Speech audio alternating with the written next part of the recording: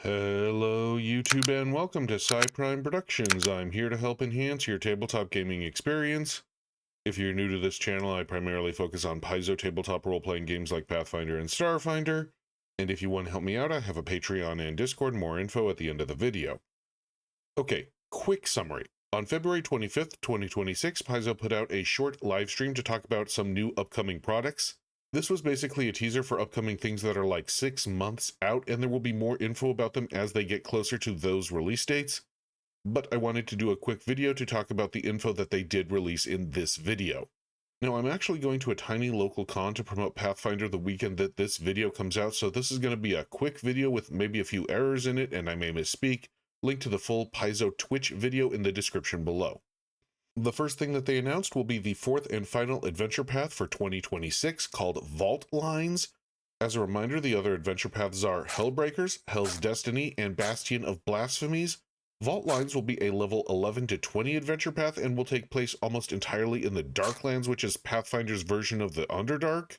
Players are encouraged to play Darkland residents as they explore all the levels of the Darklands and uncover some sort of big plot. The plot wasn't revealed, though they did reveal this nasty hand monster, I guess?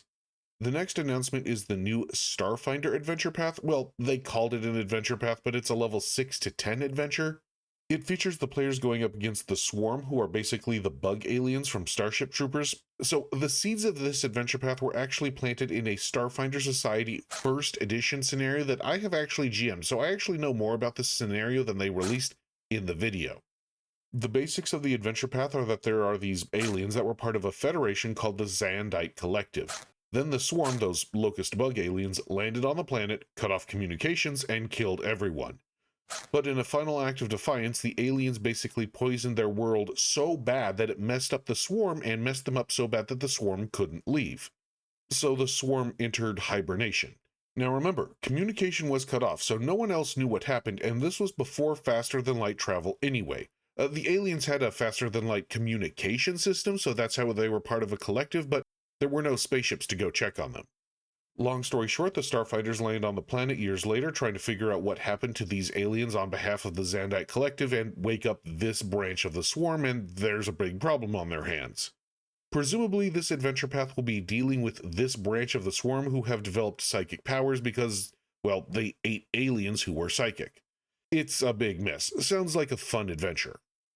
They did mention that this adventure path will also have 6 new playable alien ancestries in it, including this fun little guy. These aliens are the rest of the aliens that make up the Zandite Collective. One of the Zandite Collective aliens will be released by the time that this comes out, but the book will have the other 6 aliens. The next announcement is the second addition to the Game Night series. If you don't know, Pathfinder's Game Night line is a line where they sell you a box with everything you need to run 3 sessions of Pathfinder. It comes with pre-made character sheets, dice, maps, and about 3 or so adventures that all form one narrative. The first game set is Dawn of the Frogs, which I have yet to play, but the next one will be Dragon's Crown. This adventure revolves around a house drake, which is like a tiny dragon having its crown stolen by an imp, and that apparently causes a problem. I think one of the characters you can play in the box is Sejon, the iconic monk, if this artwork is anything to go by. The game is set in Korvosa, a city with a notorious magic academy, and I say notorious because there are so many failed wizards who have messed up summoning imp familiars that there's a serious imp infestation in the city, and then a bunch of tiny dragons known as house drakes have moved in to eat them, and then there's a serious rivalry between the house drakes and the imps. Next up is the announcement of the new Pathfinder novel. This is the novelization of the Abomination Vault's adventure path. The characters will be Ezran, the iconic wizard, and 3 new faces that were made for the novel, and their hometown is Otari, where the novel and Abomination Vaults are set. The people on stream made sure to say that this was just one possible way that the Abomination Vaults could have played out, and it isn't necessarily the completely hard C canon version of Abomination Vaults. Next up, and actually the last announcement, is that there is another adventure coming out called Dead God's Hand.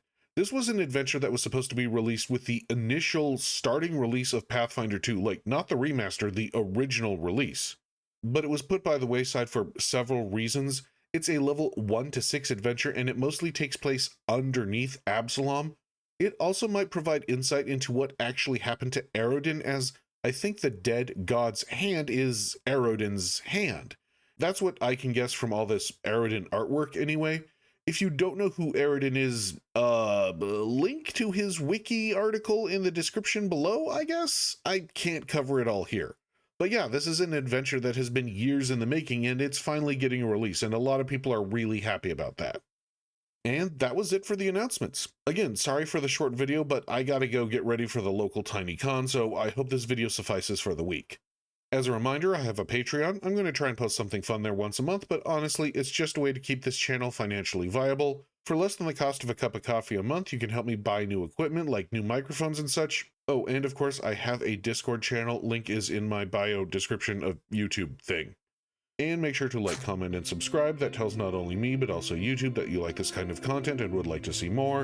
And until next time, thank you, good luck, and happy gaming.